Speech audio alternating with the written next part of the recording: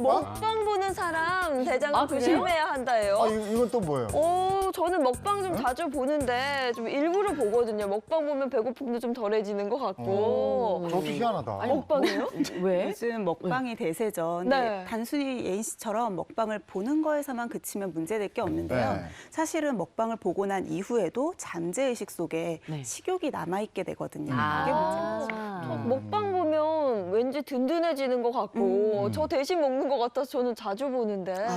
나는 먹방 보면 허기지던데. 그렇죠. 먹고 싶어가지고. 그리고 꼭 다짐하잖아. 내일은 저거 먹어야지. 이번 주말엔 저거 꼭 먹으러 가볼 거야. 그렇게 맞아요. 되잖아요. 그렇긴 하죠. 네. 그래서 그런 건가요? 네, 세 분이 지금 먹방의 위험성을 다 설명을 해주셨어요. 그러니까 먹방을 보게 되는 순간에는 맛있다, 나 대신 먹어주니까 하고 대리만족을 하고 참을 수가 있는데 네. 사실 이게 그냥 딱 참아지는 게 아니고 내 잠재의식 속에서는 계속 먹고 싶다, 이걸 다음 날 먹어야지, 최근에 먹어야지라는 생각을 하게 되거든요. 꼭 가야지. 네, 그래서 결국 사실 먹방을 딱 보고 나면 며칠 뒤에 음식점을 찾아가거나 마트를 갈 때 내가 봤던 먹방 재료들을 찾게 되는 경우가 굉장히 많아요. 근데 문제는 이 먹방의 습관을 따라하게 되는 게 먹방이 사실은 굉장히 고열량의 고지방식이 내지는 인스턴트 식품들을 먹는 경우가 많고요.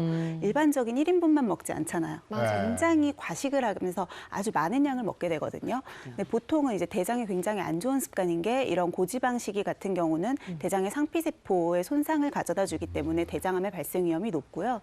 또 과식을 한다거나 내지는 불규칙하게 식사량을 조절하지 못하고 많이 먹었다 적게 먹었다 이런 걸 반복하시는 분들 있죠. 이런 경우에도 역시 대장암의 발생 위험을 높일 수가 있습니다. 네. 그래서 먹방 같은 경우는 너무 자주 보지는 마시고요.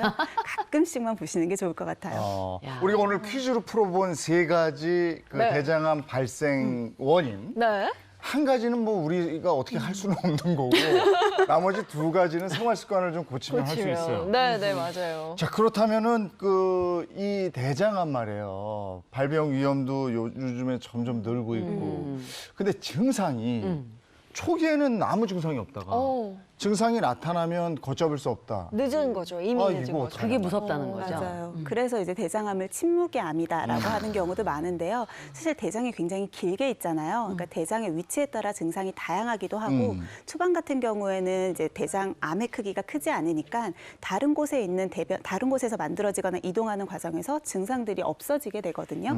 그래서 1기에 좀 비교적 조기에 발견을 하게 될 경우에는 수술적 치료나 내시경적 치료로 간단하게 완치가 가능한데 이미 증상이 나타난 후에 3, 4기 정도 뒤에 발견을 하게 되면 완치율이 굉장히 떨어지고 사망률이 좀 높습니다. 네. 우리가 뭐 결혼 생활 해보신 분들은 아시겠지만 아내가 침묵한다. 그냥 좋은 것만은 아니죠. 오늘 뭔가 왜 이렇게 느낌이라는 게 있잖아요. 왜 저렇게 조용할지. 예. 근데 이 대장암도 아내 친구도 조기 발견이 안 되더라고. 우리가 사는 커져, 게 야. 우리가 사는 게 힘들지.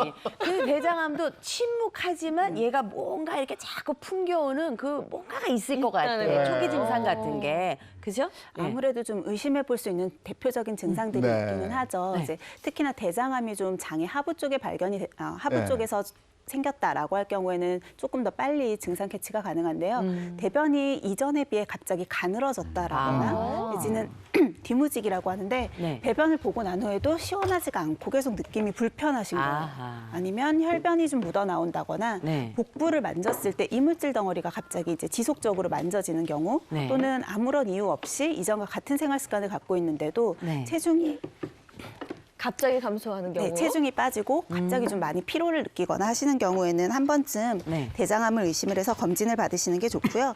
특히나 올해부터는 국가 암검진 사업에서 대장암이 추가적으로 무료로 이제 시범 사업으로 바뀌었거든요. 네. 그래서 올해 7월부터는 기존에는 대장암 검진을 할 때 대변을 이용해서 하는 분별 자멸 검사를 했다고 하면 올해 7월부터는 1차 검사로 대장 내시경을 무료로 받으실 수가 있으니까 가족력이 있으시거나 앞서서 저희가 앞에서 좀 설명드렸던 이런 네. 안 좋은 생활 습관을 가지고 계시거나 식습관이 안 좋으신 분들은 좀 정기적으로 검진을 받아보시면 좋을 것 같습니다. 예. 우리가 대장 검진 얘기할 때마다 늘 의사 선생님이나 관계자분들께 부탁드리는 게 있습니다.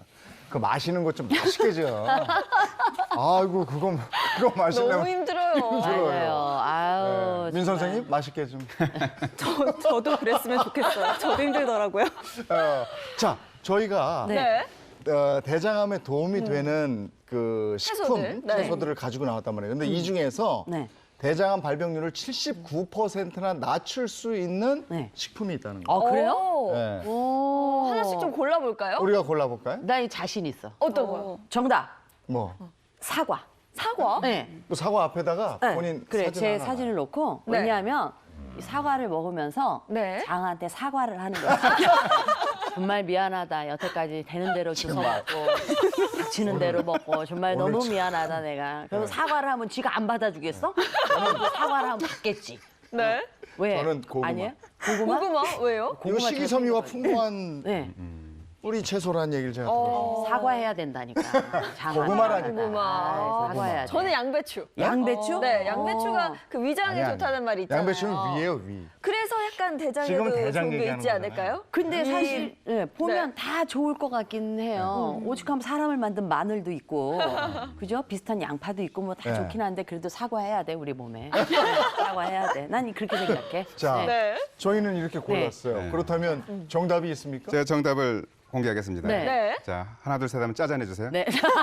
하나, 둘, 셋. 짜잔. 짜잔. 하나, 양파. 양파. 아 양파. 오. 양파. 하나 더. 네. 짜잔. 하나, 둘, 셋. 네. 짜잔. 짜잔. 마늘. 어머. 오, 다 틀렸네요. 네. 우리 완전히 밥 사이로 막가네요, 완전히. 오. 실제로 이제 방금 말씀하셨듯이 여기에 있는 7가지 이제 식품들은 모두 대장암에 도움이 됩니다. 예. 지금 이제 특히 양배추와 이렇게 브로콜리는요. 네. 십자화과 채소예요.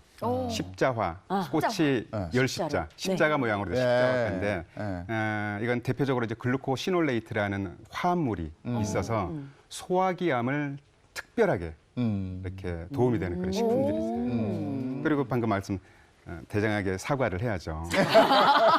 고구마 식이섬유 많죠. 네. 그리고 바나나까지 식이섬유가 많고 올리고당이 풍부해서 아. 장내에 서식하는 정상 세균총의 먹이가 돼요. 네. 오. 그래서 대장이 건강해지는데 그 중에서도 유독 도움이 되는 그 양파와 마늘이 도움이 되는 게 네. 연구를 해봤어요. 아하. 이런 많은 이제 우리들이 먹는 채소나 과일들을 네. 환자들에게 먹여봤더니 네.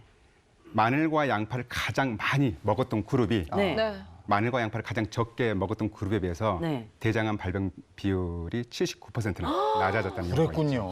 좋네요. 그렇죠.